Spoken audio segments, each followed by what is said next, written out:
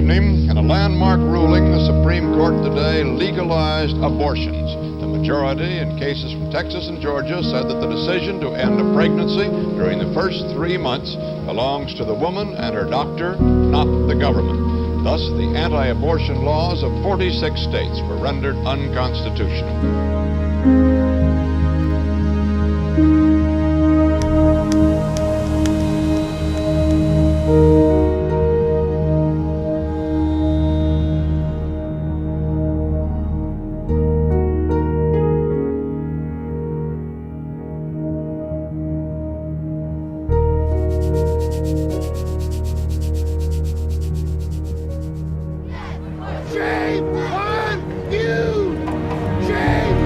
If you had a baby in a jar right now, I would take a bite out of the head, honestly. My body, my choice. My body, my choice. My body, my choice. It's not a matter of being human or being alive or whatnot. I think that my stance on humanity right now is that we don't need more people in the world. We don't need unwanted beings. My body, my choice. My body, my choice. My body, my choice. The first trimester abortion is a tiny puddle of flesh. And we must say, we will not tolerate it anymore. We must stand up.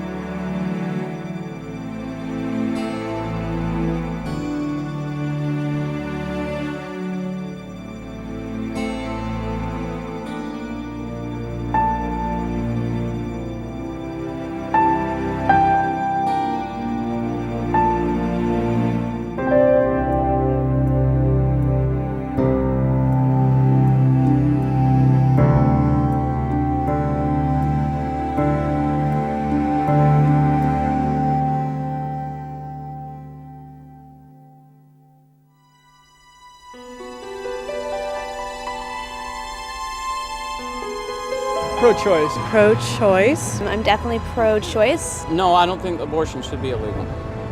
It's nobody else's business.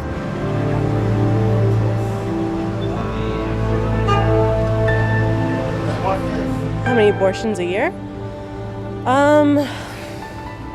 200,000. 300,000, I think probably would. It does sound like it'd be too many. Maybe 100,000? I'm sure quite a few. 50,000? 10,000? I'm not sure how much.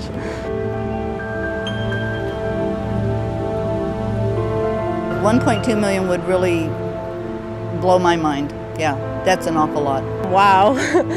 I'm definitely surprised. Nobody knows exactly when human life begins, so it's always been a discussion topic, and I think it always will be. I think how you would define life for me is a child actually coming out of the womb and being born, and if it's done before that, I do not think that's killing a life. You know, I believe life starts. You know, I don't know. I don't know if I can say I know when it starts. Everybody has a different sense of when a life is a life, and I feel it's at birth. You're not going to convince me otherwise, because I'm stubborn. To be honest, when I was 15, I had to have one. So being in California, you know, I was able to just do it by myself and didn't have to get my parents involved. And, you know, that's why it's kind of hard for me to talk about it a little bit. But the fact that I was able to do it, you know, is what's important. You know, and that's what everyone has a right to do what they want with their lives and their body. And I don't think it's right for anyone to tell anyone what someone can or cannot do.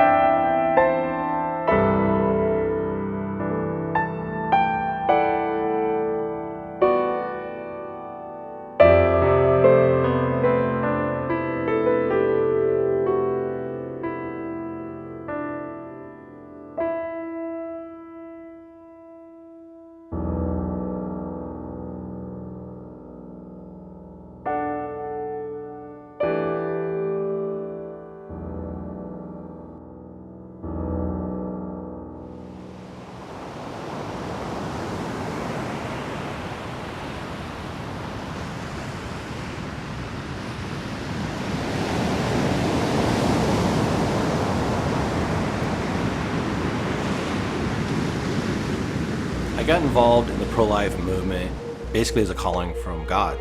It came in the way of me taking my daughter to cheerleading class 3 times a week, and I had to drive by at an abortion clinic.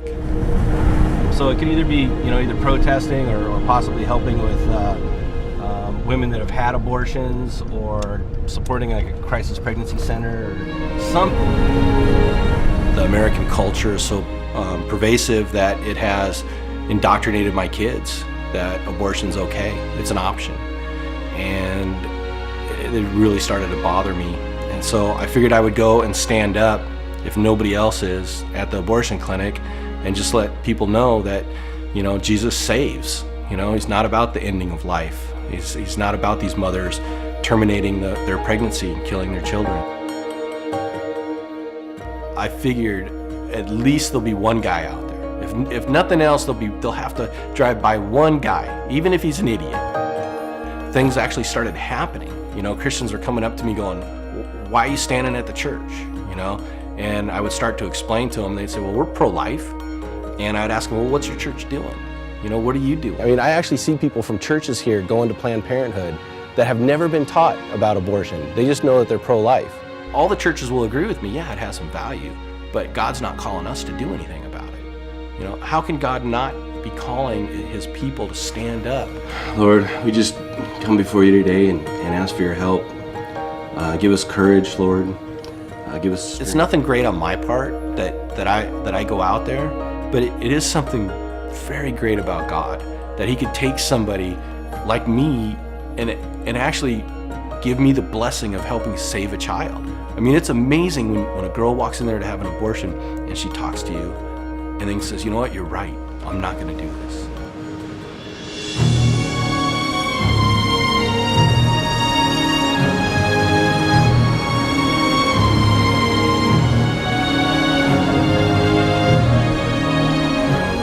She's pro-life, I'm pro-life, they're pro-life.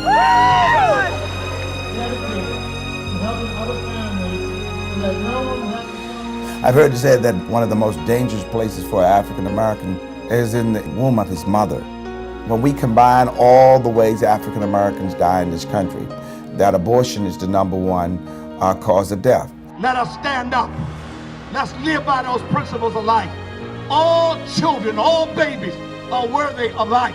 God bless you and God bless America. And there are many worthy causes that all of us really should be supporting. But to me, the cause of the sanctity of human life, especially the life of the unborn child, has to be given priority. And that's because the issue is foundational. Either we do believe in the dignity of every member of the human family or we don't. I would hope that people that are part of the Christian community would awaken from their slumber and realize that we will be held accountable for this slaughter of preborn children. And if we all rose up and said enough is enough, we could bring an end to abortion in a matter of months or a year. But if we continue to let the other side dominate and rule, then we're going to have more slaughter, more bloodshed, and we're destroying future generations.